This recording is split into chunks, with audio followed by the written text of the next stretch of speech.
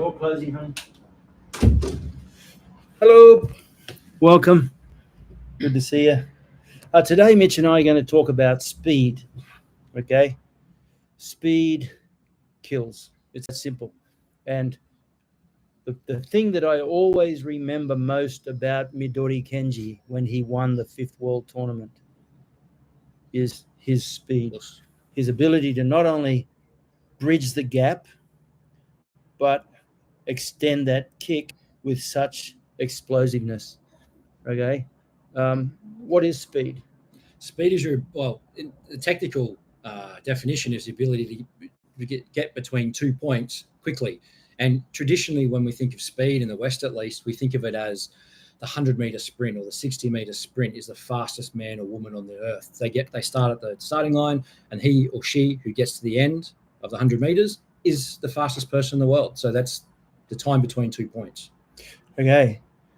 The thing about speed is it's very easy to confuse speed and power, because power is actually a product of speed and strength, right? So we think that when we do something harder and harder, it has an element of speed. It does. But the problem is when you lose technical efficiency, you actually slow down. And it's a very subtle thing, but you slow down just fractionally and you start to lose power exponentially. Now, let me explain that. The formula for kinetic energy is half mass times velocity squared. For all intents and purposes, mass is body weight, okay, in terms of what we're talking about. Mass is body weight, and velocity is speed. Okay, half mass times velocity squared means you double your mass, you double the power output or kinetic energy. You double your speed, you quadruple the kinetic energy output. So that's why it's so vital to keep working on your speed. Now, the problem with Kyokushin training is that when you prioritize 100 of everything, you start to lose speed, because speed is actually an alactic quality. That's right. Quality. So alactic quality basically means it's reliant on nerve energy, very short energy systems that you don't have a lot of energy reserves for. Alactic means without lactate, essentially, and then we move into the lactate system, which is that burning sensation you feel when you do something at a really high intensity for 2 or 3 minutes. And arguably, this is one of the challenging factors of a Kyokushin tournament, is that you need to master the art of taking your output to that threshold and being able to maintain the pace. Now, if you're going 3 minutes, 2 minutes, 2 minutes, that's a long time, especially when there are certain times there's breaks in between. The 3-2-2 isn't necessarily 7 minutes. It might actually be 8 minutes of virtual full-on activity. So what you have to realize is that it takes work to measure down to almost the heartbeat whether you actually go over that threshold and start to have deterioration in your output, or maintain that threshold and continue that output. Okay, that's right on the edge of your anaerobic threshold. Now, that incorporates a lot of mental input, because the ability to endure the discomfort of that is one of the great measures of endurance athletes, I think. Okay, so if you keep in mind, kinetic energy is really, really vital. Half mass times velocity squared. It means if you keep working on your speed, you'll always improve your power exponentially. Here's the thing. When you do a lot of basics, what happens is a lot slows down and you start to train the wrong system. You're no longer working your fast twitch fibers. You're actually developing your slow twitch fibers. It's that simple. There's a little bit of crossover. There is a little bit, yeah. Roland, Us, good to see you. Chris Nendu, Dev, Us, nice to see you. Patty, nice to see you. Soledad, adios, all the way from Mexico. Good afternoon. Us. Hope this year, it's off to a great start so far. Okay, so now, here's something interesting. Sosai is famous for his power. Okay, he's famous for his grip strength. He's famous for his makiwara and his ability to break things. But the thing that allowed him to break tremendous big things, big blocks, big pieces of wood, and also the quality that allowed him to overcome much bigger people was his incredible explosive speed. And we all know that Sosai trained a lot in explosiveness. He did his flax jumping, a lot of he did his plyometric training before the word plyometrics was even coined. Okay, now Sosai actually told me something once, that he actually gave up on Makiwara training at a certain point because he intuitively felt it was slowing him down. So then he transitioned from Makiwara training, which is arguably power training, but it would slow you down because the emphasis became on that penetration. So the very nature of it is slowing you down. He went into drills that would focus on his speed. So floor to ceiling ball, candle, blowing out the candle takes tremendous speed. The whole thing about hitting the paper, and he includes some of these speed drills in his book. Now, the interesting thing is, if you focus on perfect technique, and that's a good thing to do, in Kihon, sometimes you can lose your speed because your focus goes from speed to correct technique. So if you look, for example, at this idea here, well, so I want to make sure my fist is straight. It's horizontal. I don't come in with the hand turn. I want good technique, little finger squeezed in, retracting hand, elbow pulling in. And from there, I have my fist slightly clenched.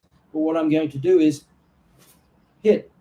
Okay? Now, you can generate a fair bit of speed. And what we used to say was, when you hear the count, this is a form of auditory training. When you hear the count, you tell yourself in your head that you've already finished the technique.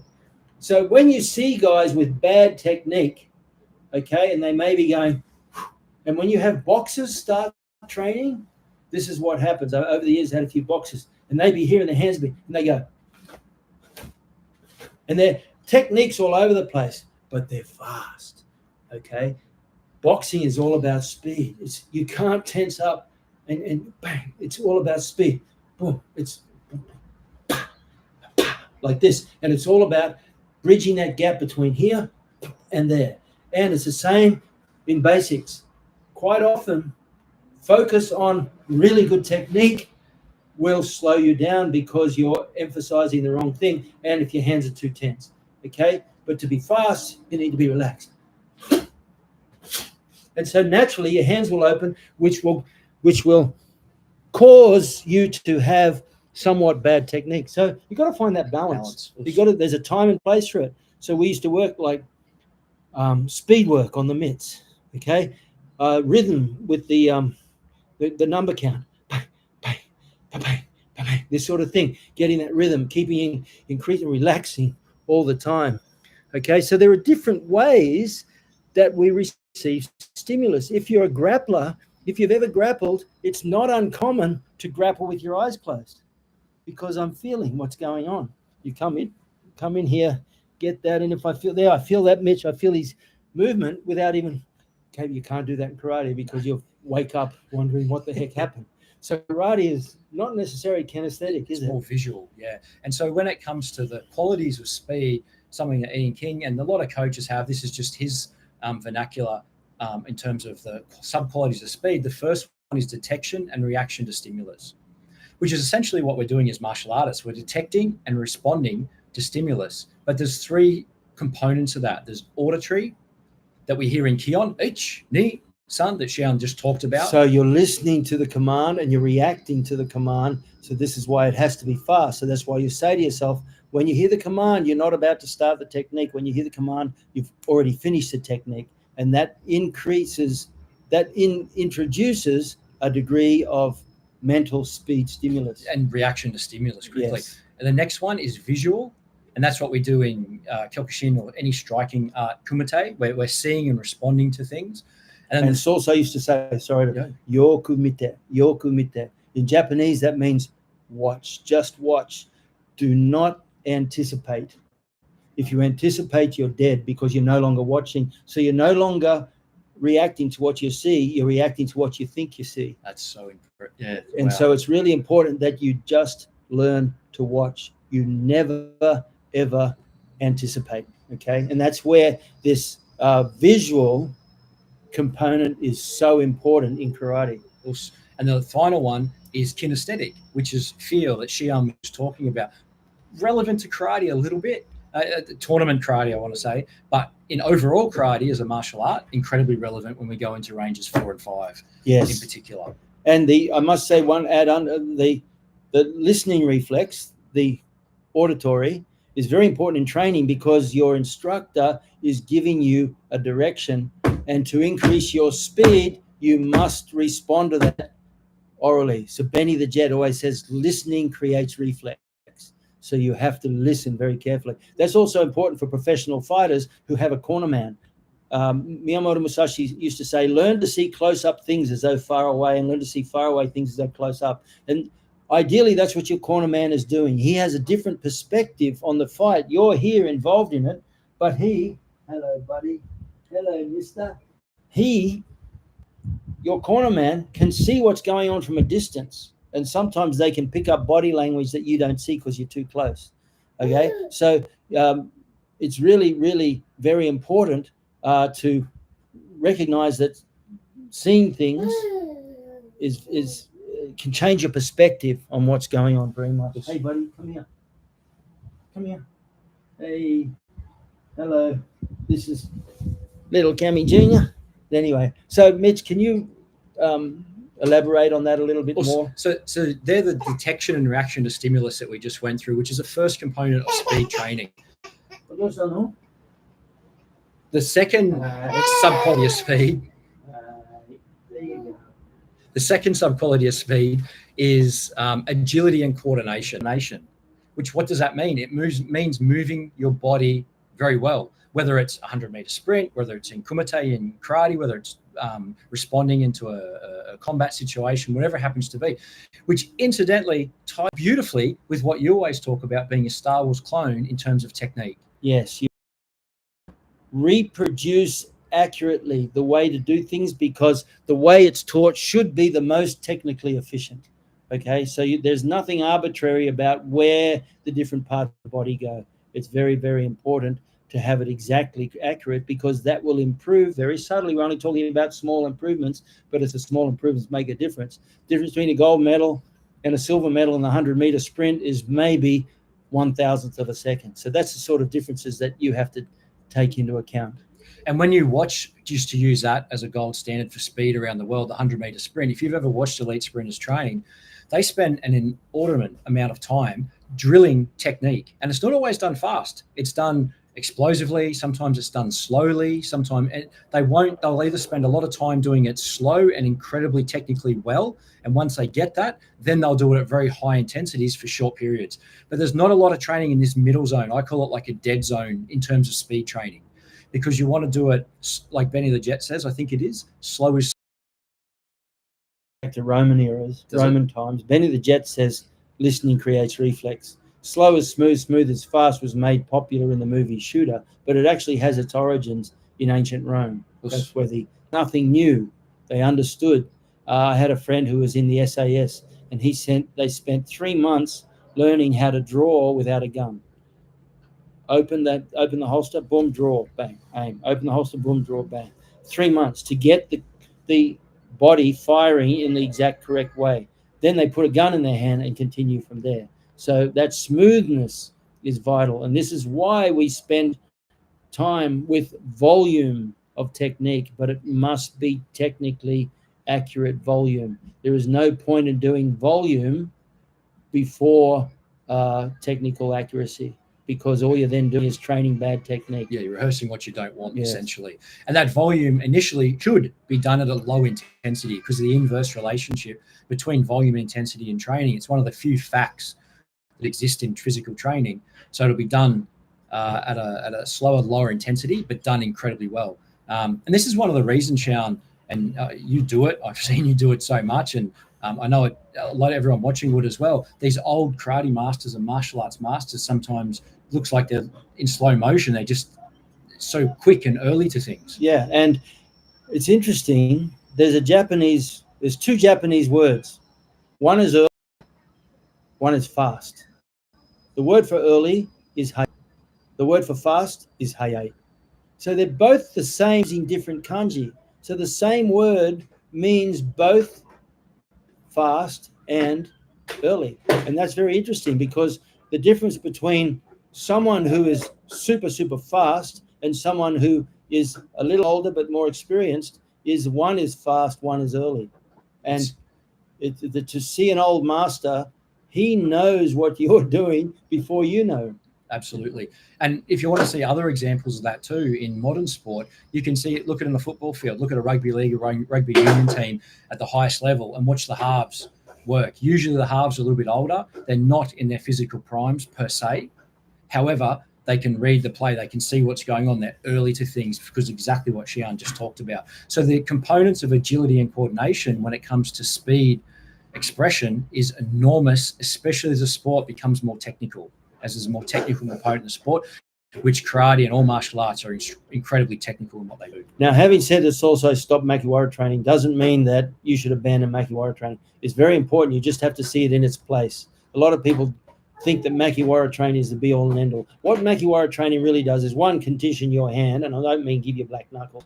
That's not necessary. What you're doing is you're actually thickening and hardening the bones. So you're making the bones more dense and you're thickening your hand if you do the Makiwara properly. Two, what it does is it gives you a hard target to hit, which normally you don't necessarily get. But what it'll do is it'll unlock the little kinks in your bad technique. So if you hit the Makiwara and your shoulder is overly tense, your elbow is up, you'll feel it. You'll actually hurt yourself. So that's why you start very slowly and build up, especially like Haito and Shuto on a Makiwara. If your technique is wrong, you'll feel it in the shoulder and elbow. That's very important. Now, Soledad Dios asked a question. Did the Makiwara training not assist Sensei Kimura on improving his hand strength? Yes, so it's going to be good for hand strength. But keep in mind that the speeds of judo and the speeds of stand-up fighting are completely different. What is considered to be fast in judo doesn't necessarily talk about bridging the gap with the same speed as a sharp left jab. Okay, you get a fast boxer with a fast hand, and you don't even see the punch coming. Whereas we're together, still very, very important. I find during Kyokushin, the water effects technique, speed and power has to do with the lack of proper regulated breathing. Very, very true as well. You know, if you need to regulate your breathing, and the whole objective of your breath control in Kihon is to teach you breath control in Kumite. Because quite often people will hold their breath in Kumite and not even be aware of it. Okay, so that regulating the breath, and that's why one of the three things that Sosai says very important is breath control. Ikino Chosei, the management of your breath is very, very important. Good point. Us. Yeah, he's growing up, Marco. That's true. He's really quite big today. He's had a tough day. He's been a bit crook. Us, Rochelle. Jared, us. Greetings from US, Maine. Us. Hello, everybody there in Maine. It must be cold there. Us, Chrissy, you're in Adelaide. What are you doing down there? Well, so anyway, possible to do a judges and referee techniques, which is kind of important for us. We would like to see how you will do it. Yep, it'll be part of. I had a meeting this morning with someone who's helping me set up the my Budo Blueprint online website. Going to cover every aspect of Kyokushin, from Kihon, Ido Kihon, Kata, Bunkai, applications, Kumite, tournament Kumite, and self-defense, street Kumite, and the 5 ranges: the kick, punch, headbutt, elbow, stand-up grapple, grapple range, transitions from one range to the other. And also then we have to cover tournament fighting, which means you also have to cover tournament refereeing, because there's nothing worse for a tournament fighter than a bad referee. I've seen careers ended, and I've watched referees, and it's just they think they know it all. But the fact of the matter is their refereeing decision making is based on erroneous data. Okay, it's very important. So it's a good point there. It's not as cold as recent years where we had quite a bit of snow. Yeah, no, it's not cold, just a little bit of snow. We get down to 15 degrees here. We're like, it's cold. This is it's about 35 degrees out there, which in Fahrenheit is about 98 degrees. Anyways, look, have you got any other things? I think I could bang on a lot about speed because it's such an important physical quality, and it's probably fairly poorly done on the whole in sport. I'm not just talking martial arts here, but in sport. So I think we've covered some key areas. Just to round it out, after the agility and acceleration, agility and coordination, you have acceleration. So that's the rate of speed. You want to keep accelerating because the longer you accelerate for, the more high your max velocity will be. Then we have max velocity, which is not as relevant in martial arts because it's such a small distance. And then there's different types of speed endurance that we can cover another day. But they're the fundamental things that I think are most important to cover. I think so. Don't abandon technical accuracy. How do you get there? It's like playing a guitar. You watch the best guitar players and their fingers move at lightning speed. But I can guarantee that they played exactly the same song. Hey, little buddy. Exactly the same song, much slower to start with. Okay? It's like the old game where you have your hand and you're tapping in between your fingers. You start off slow. You can't see what I'm doing, but if you can imagine, I'm going bump, bump, bump, bump, bump, bump, bump, bump, bump, bump, and you start off slow, and then you start to increase the speed, like that. And it's just, we used to do it at boarding school with a knife. I was going to say it used to be done with knives. Yeah. I remember. Yeah. But anyway, I think it's really important. Slow is smooth, smooth is fast. And that's why when you're working a basic technique, you always have to work on accuracy. And you iron out the errors. See that? My hand was tipping there. Saul's always said, close your waki, relax your shoulders. CJ's doing the punches with me. Close your waki, armpits, relax. Also said that 90% of all problems can be found in excessive tension in the shoulders. Okay? I'm trying to get power like this. Relax the shoulders. That relaxation immediately allows you to see the hands open. If you really, so when you're doing kumite, the hands aren't closed tightly, they're actually relaxed. So, and then you hit. And the key was to be able to hit with speed and at the point of impact, tighten your hand. Okay, that's very important. And I think that speed is really very important based on relaxation. Okay, you relax, it gives you speed, you tense up. What happens is you tense the antagonistic muscles as well, which means you slow down a lot. Well, Gaza, nice to see you. Got to give you a call in the next couple of days. Need to speak to you about something. CJ picks up a lot from you already. We have a great video of him taking down his buddy. He took his buddy down, and then after he stood back up again, he's looking at him going, "Who's your daddy?" If I could show you. I saw that. Yeah. Such a funny video. Yeah, Chris is going, what's this? Let me know how. Yep, I'll do that. It'll be available through Budo Karate, but also what I'll do is I'll advertise it on both Facebook and other social media. And I see, Shihan, through the week, just to give some people insight, you record at least 5+ hours a week of content because we did get it at training. Yeah. That's just for a couple of different ranges. So Shihan's recording. When I say there's a digital library, it's an enormous digital library. It's of all the ranges. It's quite phenomenal. And we've seen it in the existing Budo Blueprint already. Yeah. There's tons there as well. So it's going to be quite a database of. Yeah. So right now we have the Budo Blueprint 9-week program, and the 9-week program alone has maybe 100 videos. Yeah. What we're going to do is in the membership website, we're going to keep expanding that. The goal is 2,500 videos, ranging from 30 seconds up to 30 minutes or so. And we're going to cover every aspect of the 5 ranges, particularly Kyokushin. We'll let you know. And that's going to keep building over time. It'll be a monthly membership thing. And I would say you go to the cheapest dojo in the world, and we'll be charging probably about what the cheapest dojo in the world would charge. So it's definitely not expensive. The gi top, Chris is asking, I assume CJ picks up a lot from, he does. He has a lot of fun. This gi top was a gift from the Wales So Kyokushin and Phil Sedgman. That actually says Wales, Chrissy. So what happened was he ordered all his gis overseas, and they said they'll add embroidery for free. So what he did is he had Wales. So here we go, everyone from Wales. That's Wales in Japanese, and this is gi I brought home all the way from Cardiff. The day he was born, I was on the walls of Cardiff. Anyway, could you please explain what the difference between speed and power is? Okay, speed is a somatic, power is a product of somatics. Okay, a somatic is, if you look up somatic, you'll see it's a word to refer to a physical property.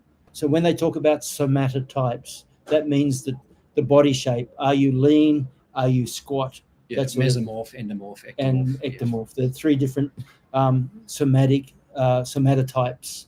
Soma literally means the body. Okay, somatic means a physical property. There are 4 primary properties that everyone has. Speed, I use the S's, you don't have to. Speed, stamina, strength, and suppleness or flexibility. So speed, endurance, power, strength, and flexibility. Okay, now power is a product of speed and strength. It's not a property in itself. It's not a somatic in itself. It's a product of correctly used physical property qualities of speed and strength. So power is the correct application of a combination of speed and strength. Is that a fair call? That's exactly it. Okay, there's a 5th one, which I refer to as sturdiness. And it's not generally regarded as a physical property, but I think it is, simply because I did some tackle work with rugby league players, and those guys are like freight trains. I cannot tell you. And the closest I've ever seen to a rugby league player in Kyokushin is Francisco Filio.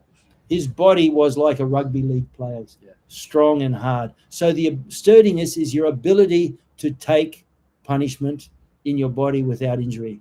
Okay, so that basically, Jared, that's the difference between power and speed. Speed is a property in itself, whereas power is a product of combining the properties of strength and speed. Well, there you have it. Okay, so we might wind it up there.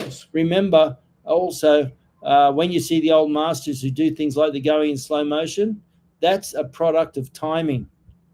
All right, it seems like they're slow. Remember, the word haye means fast. The word haye also means early. So they're simply reading your movement so well that their technique is early. Even if they're going a little bit slower, their timing is so good.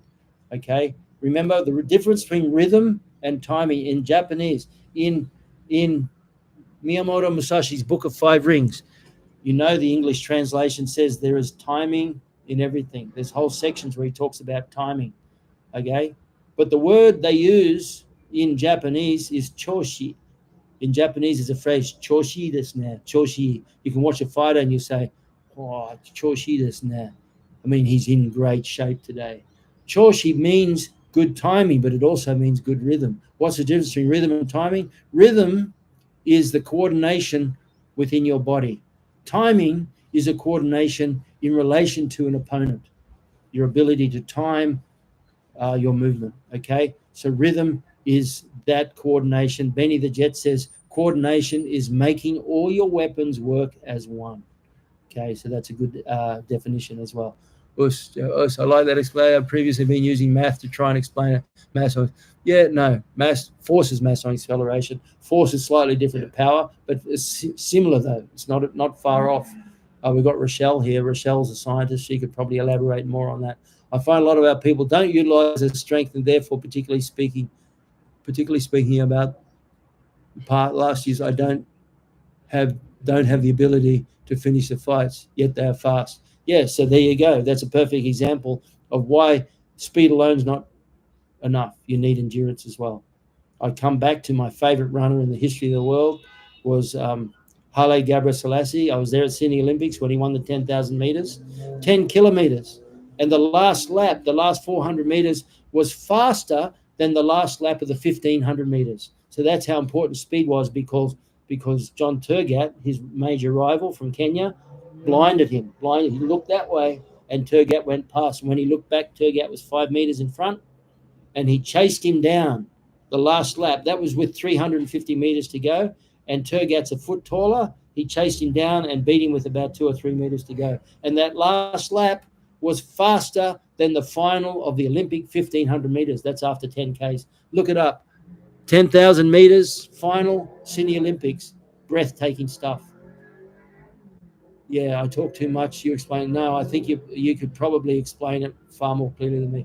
How's Kyokushin different from other hard?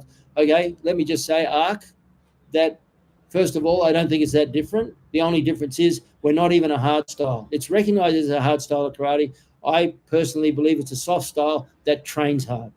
Okay, so if there is any difference, it's the application of training in that because our tournaments demand incredible resilience, that sturdiness, as well as speed and endurance, training gravitates towards that. Okay, some other styles train just as hard, but the thing that makes Kyokushin different, I'd say, is because of that consistent hard training, the mental approach is very strong. That willpower and that spirit of us, never giving up under pressure, keep going forward. All those sort of things are facets of the spirit of us. And I think if there's anything, I think Kyokushin simply has a different approach to training. This is why I'm very adamant that what makes the Dutch kickboxers different. There are 4 major Dutch kickboxing gyms, and all of them are run by ex-Kyokushin people.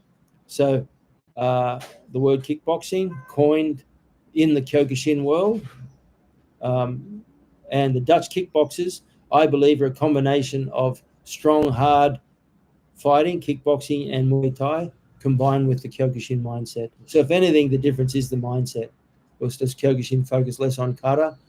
To a degree. It's lately they've been doing more, and I'll tell you why. It used to be a young man's game, so you could be a Kyokushin world champion, not even know a single kata. And there are dojos out there, I know of it, that are basically kickboxing gyms in gis.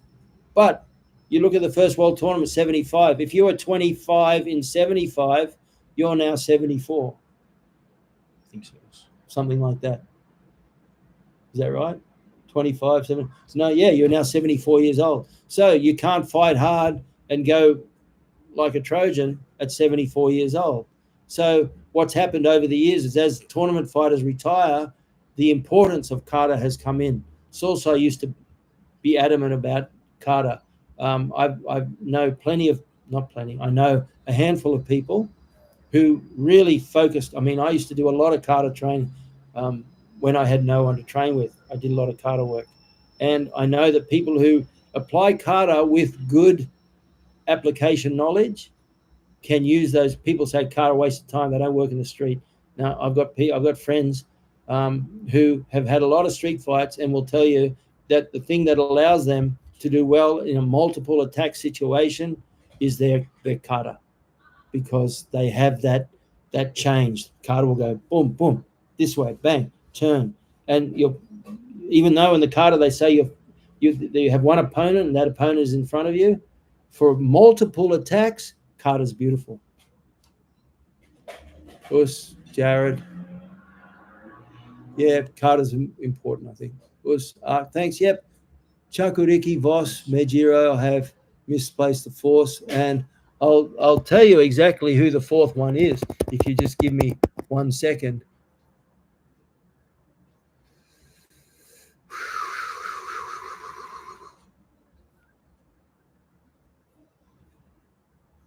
No,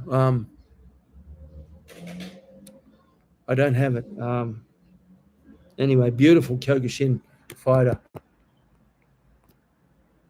I'll remember. Yes, Voss, Jim, Chakuriki, Mejiro, and Dacian or something like that. Beautiful. I can.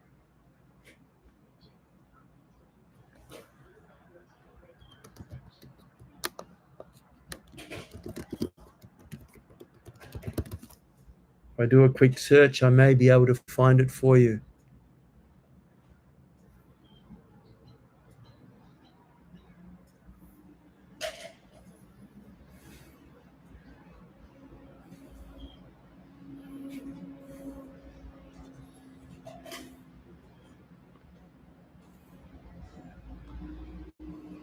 Maybe, maybe not. I'll edit all this stuff out. I wish it should be on the top of my head because I'm really in love with this guy's boss, Mike Medyo. Carbine.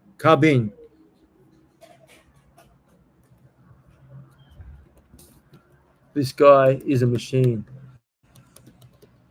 and his teaching is sublime.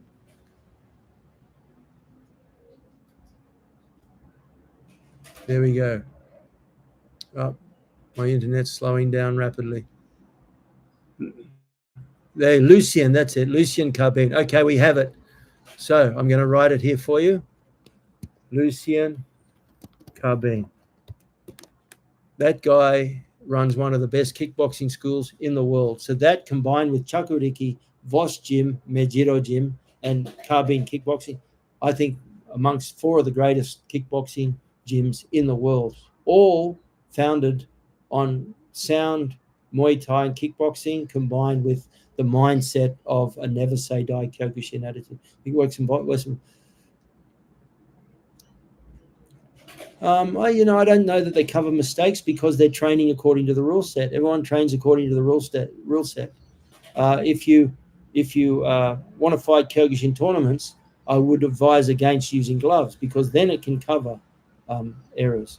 But for boxers and kickboxers who fight with gloves, the technique that you use with gloves is different to bare fist. So that's why if you look at the old bare fist boxing days, boxers these days are like this. Boom. You throw a hook, bang, they cover, bang. You block a hook like that in bare fist boxing, you knock yourself out. Okay? But the boxing is like this. Bah, bah, bah, bah. The old bare fist boxers, it's like that. Their hands are away more because they need that space to block. Yes, that was it. Lucien Carbine. What a legend. I'm in love with the guy. And if I ever get a chance to go to Holland, I'm going to go and look him up and train and talk to him. Thanks, guys. Great source. Could you please cover some techniques from Sosai's Advanced Karate? Yep, we can do that one day. We have so much. And the new Budo Blueprint website that I'm building, I promise you I'm going to cover more about in-depth Kyokushin than anything in the world you'll ever find. And I'm really confident about that. Not only are we covering Kihon, Hidokihon, Kata, Bunkai, Kumite, tournament Kumite, refereeing. We're also covering the 5 ranges, transitioning from kicks to punches, transitioning from punches to grabs to groundwork to get back up again. We're going to cover it all. And one of the things we'll do is we'll analyze and look at a lot of the techniques that Sosai taught. Remember, I analyze what is karate, this is karate, advanced karate, added up all the techniques that Sosai taught, and 72% of the techniques he taught were not allowed to be used in Kyokushin tournaments. So that should tell you that Kyokushin as a fighting art is not what we know it of as the tournament. Good to see you guys. Thank you very much, Mitch. Thank you, Shihan. Appreciate it. Great session. See you next week, guys. Us.